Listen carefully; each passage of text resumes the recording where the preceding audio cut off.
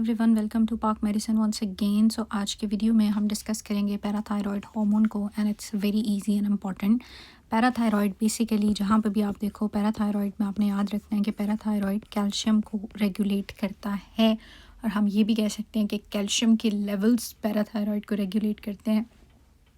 एक ही बात है, क्योंकि जब भी बॉडी में कैल्शियम कम होगा पैराथायरॉयड रिलीज़ होगा और पैराथायरॉयड आके कैल्शियम के लेवल को बढ़ाएगा, इंक्रीज़ करेगा, नॉर्मल लिमिट तक लाएगा एंड देन पीटीएच की सिक्रीशन इनहिबिट हो जाएगी। सो बेसिकली कैल्शियम के साथ इसका रिलेशन है। सो यहाँ पे देख लेते हैं और साथ साथ पढ़ भी लेते हैं कि इसमें क्या लिखा हुआ है। सो बेसिकली पैराथायरॉयड आता कहाँ से है।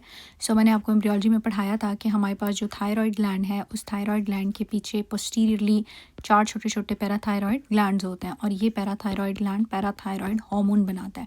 ये पैराथायरॉयड हार्मोन कैल्शियम को रेगुलेट करता है।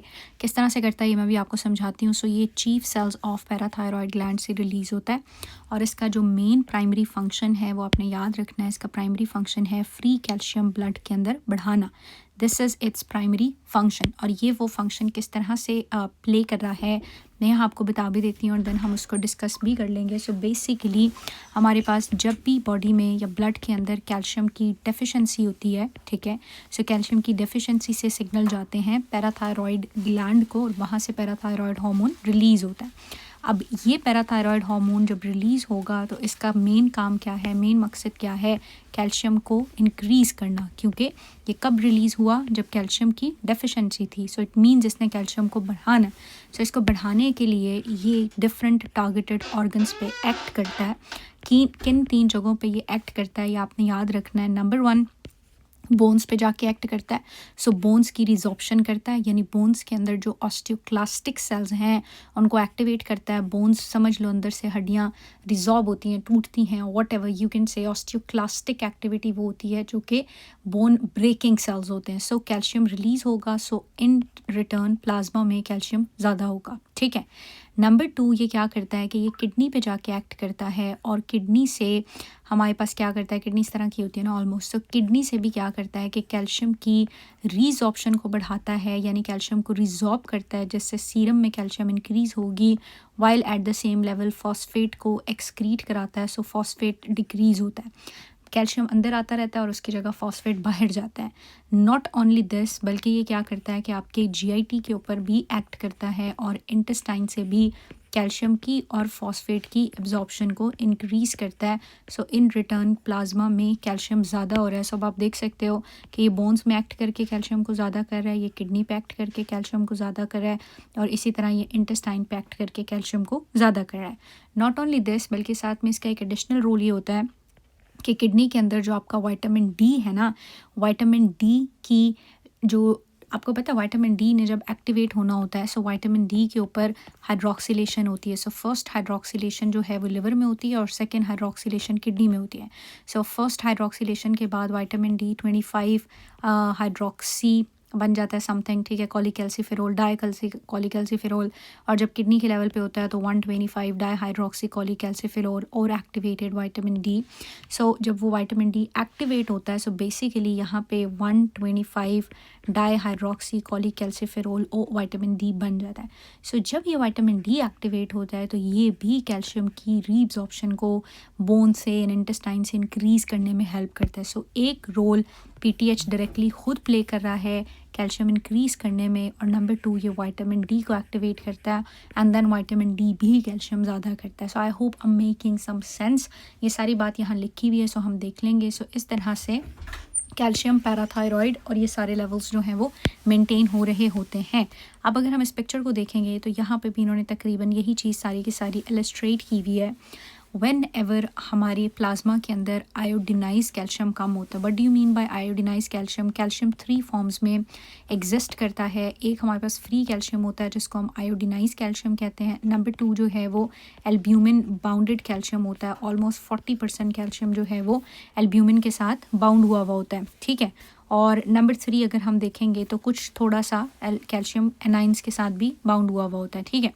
सो जो आयोडिनाइज कैल्शियम है, बेसिकली जो फ्री कैल्शियम है, ये यही रिस्पॉन्सिबल होता है for maintaining plasma calcium level. So if आयोडिनाइज कैल्शियम इज़ लो, सिग्नल जाएगा और पीटीएच आएगा. सो इफ़ आयोडिनाइज calcium is low or phosphate is high because PTH is responsible for excreting phosphate from the kidneys, hence it decrease phosphate levels. So if phosphate levels are increased, then obviously PTH would be secreted. और अगर हमारे पास जो activated vitamin D3 है 125 डाईहाइड्रोक्सीकोलीकैल्सिफेरोल, अगर वो कम है, क्योंकि उसको भी पीटीएच एक्टिवेट करता है इन द किडनी. सो ये तीनों चीज़ें अगर होंगी तो सिग्नल जाएगा पैराथायरॉयड ग्लैंड को और वहाँ से हमारे पास पैराथायरॉयड सिक्रीशन में रिलीज़ होगा. अब जब पैराथायरॉयड सिक्रीशन में रिलीज़ हो गया तो नंबर 1 इसने किडनीज़ पे एक्ट करना है. ठीक है. सो किडनीज़ पे जब इसने एक्ट करना है तो वहाँ से मैंने आपको बताया इसने विटामिन डी की ये हाइड्रोक्सिलेशन करानी है. नंबर 2 इसने किडनी से कैल्शियम को रिजॉर्ब करना है और फॉस्फेट को एक्सक्रीट करना है. हैंस आपके यूरिन में कैल्शियम कम हो जाएगा क्योंकि कैल्शियम अंदर आ रहा है और फॉस्फेट यूरिन के अंदर जा रहा है. सो यूरिन में फॉस्फेट ज़्यादा होगा, जिसकी वजह से अल्टीमेटली होना यही है कि कैल्शियम प्लाज्मा में इंक्रीज़ होना और फॉस्फेट डिक्रीज़ होना, क्योंकि ये किडनी से कैल्शियम को रिजॉर्ब कर रहा है. नंबर 1. नंबर 2 विटामिन डी को एक्टिवेट कर रहा है. तो अगर विटामिन डी एक्टिवेट हो गया या कैल्शियम ब्लड में ज़्यादा हो गई तो ये इटसेल्फ इसके लिए as a inhibitory feedback cycle होगा.